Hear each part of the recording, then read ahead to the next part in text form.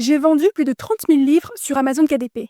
Et ce n'est pas parce que mes livres sont incroyablement meilleurs que les autres, ou parce que j'ai trouvé une niche secrète sans concurrence. Non. La vérité, c'est que la plupart des auteurs échouent à cause d'erreurs simples.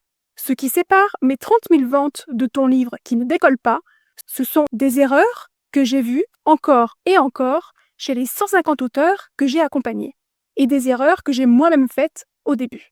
Dans cette vidéo, je vais te montrer exactement quelles sont ces erreurs, comment les reconnaître, et surtout, comment les éviter.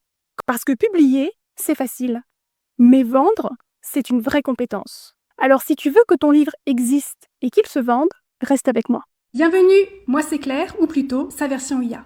Je vends sur Amazon depuis 2019. J'ai vendu plus de 30 000 livres sur Amazon KDP et accompagné plus de 150 personnes sur Amazon FBA. L'erreur numéro 1, celle qui ne pardonne vraiment pas, c'est une mauvaise couverture. Ta couverture, c'est la première chose que les gens voient. Et souvent, c'est aussi la dernière. Sur Amazon, tu as 2 secondes pour capter l'attention. Si ta couverture rate le coche, c'est terminé. Aucun clic. Et donc, aucune vente. Tu peux avoir le meilleur livre du monde, sans une couverture qui accroche, personne ne le saura jamais. Beaucoup d'auteurs font des couvertures jolies, comme en librairie. Sauf que joli, ça vend pas sur Amazon. Ce qui vend sur Amazon, c'est une couverture efficace. Ce qu'il te faut, c'est une couverture qui attire l'œil, même en tout petit, qui annonce le genre en un clin d'œil et qui donne envie de cliquer. Par exemple, pour un thriller, le lecteur s'attend à des ombres et des silhouettes mystérieuses. Pour un livre de développement personnel, c'est la promesse qui doit sauter aux yeux, avec un titre gros et très lisible sur fond uni. Ta couverture doit être efficace même au format timbre-poste, parce que la plupart des acheteurs scrollent sur Amazon sur leur téléphone. Et sur un téléphone, la couverture de ton livre, elle est minuscule. Donc, si elle n'est pas lisible, même en tout petit, le lecteur ne cliquera pas. Adieu la vente. Ta couverture, c'est pas une déco. C'est pas pour faire joli. C'est ton arme de vente numéro 1. Si tu la rates, t'as même pas commencé le match que tu l'as déjà perdu. T'as capté l'attention avec ta couverture. Maintenant, ton titre doit confirmer l'essai.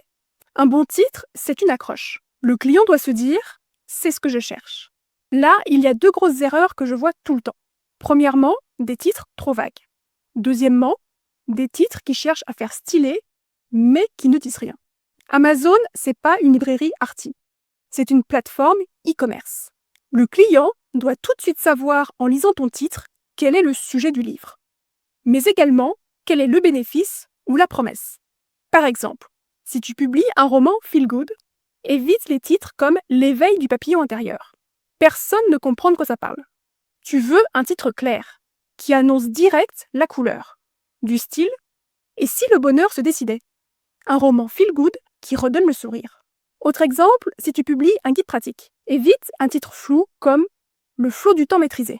Opte plutôt pour un titre vendeur comme gagne 10 heures par semaine, la méthode simple pour enfin gérer son temps. Et cette règle, elle s'applique même pour les romans ou les livres pour enfants. Oui, tu m'as bien entendu. Par exemple, un titre comme Azaria et la clé du rêve, ça ne renseigne sur rien. Par contre, le titre L'école magique des créatures, tome 1, la clé du rêve, c'est beaucoup plus efficace. Ce titre précise l'univers, le public, et informe même le lecteur qu'il s'agit d'une série. Donc retiens ça. Ton titre, il doit capter l'attention. Ton sous-titre doit confirmer. Et les 2 ensemble, eh bien c'est ce qui génère ta vente. Tu as réussi à attirer l'œil avec ta couverture. Ton titre a fait le job. Ça y est, le lecteur a cliqué. Il est enfin arrivé sur ta fiche produit. Félicitations. Maintenant, il doit décider s'il va acheter ou non. Il scrolle, il cherche à comprendre, il veut être rassuré. C'est là que ta description entre en jeu. Sauf que dans 80% des cas, ta description, eh bien, elle est complètement inutile. Trop courte, trop floue, parfois carrément absente. Résultat, tu perds la vente. Tu as fait tout ça pour rien. Une description efficace qui fait vendre, c'est pas un résumé de ton livre. Non, c'est une mini page de vente. Elle doit accrocher, convaincre, donner envie. Et surtout, Elle doit répondre à la question que se pose chaque lecteur. Pourquoi je devrais acheter ce livre maintenant? Donc structure-la comme une vraie argumentation. N'oublie pas la mise en forme. Aère le texte, mets les éléments importants en gras, utilise les listes à puces, les emojis. Parce que personne n'a envie de lire un gros bloc indigeste. Si tu ne facilites pas la lecture au client, il ne lira pas. Ta description, c'est ta dernière chance de convaincre. Et c'est souvent celle que les auteurs négligent le plus. Donc ne fais pas la même erreur. Les 3 erreurs que l'on vient de voir sont les plus dangereuses pour ton livre.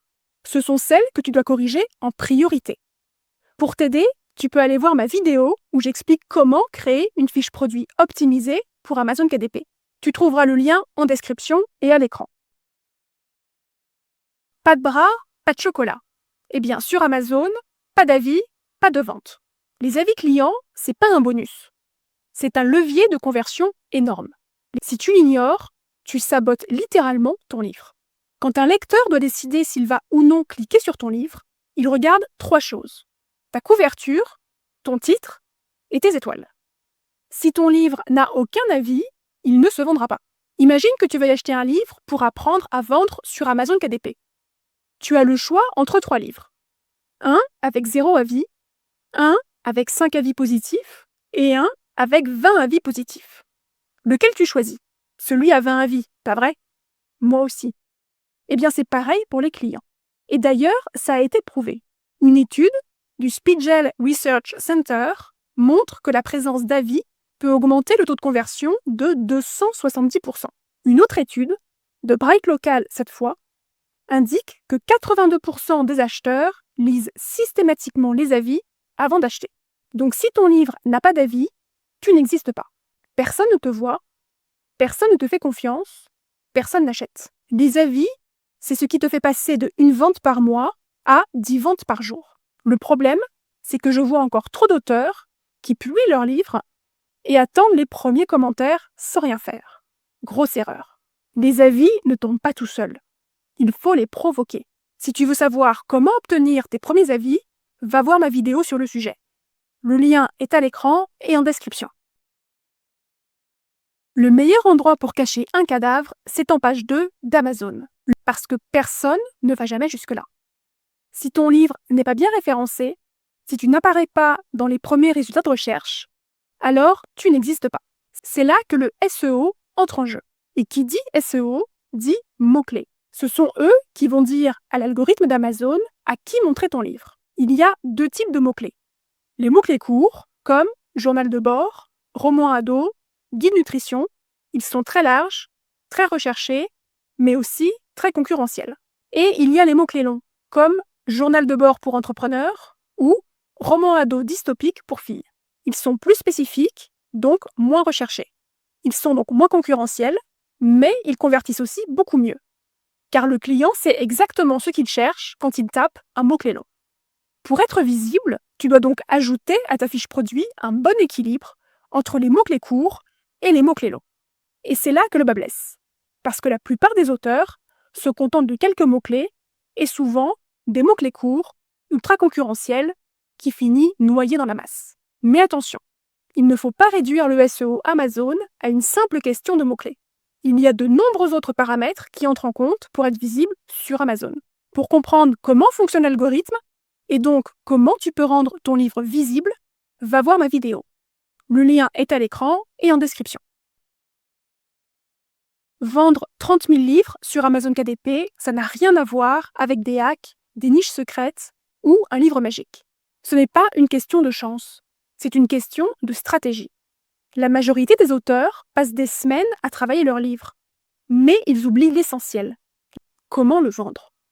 Parce qu'Amazon, c'est pas une librairie, c'est une place de marché. Si tu ne sais pas vendre, tu peux avoir le meilleur livre du monde, personne ne l'achètera. Écrire, c'est une chose, mais vendre, c'est une compétence à part entière. Et c'est justement celle qui change tout sur Amazon. Si tu veux passer à la vitesse supérieure et structurer ton business KDP de façon professionnelle, j'ai créé une formation complète dans laquelle je t'accompagne pas à pas de la création à la vente de ton livre. Tu y trouveras tous mes conseils et mes stratégies. Celles qui m'ont permis de vendre plus de 30 000 livres sur Amazon KDP. Celles qui m'ont permis d'accompagner plus de 150 auteurs sur la plateforme. Le lien est en description. Si tu veux enfin faire décoller tes ventes, tu sais quoi faire.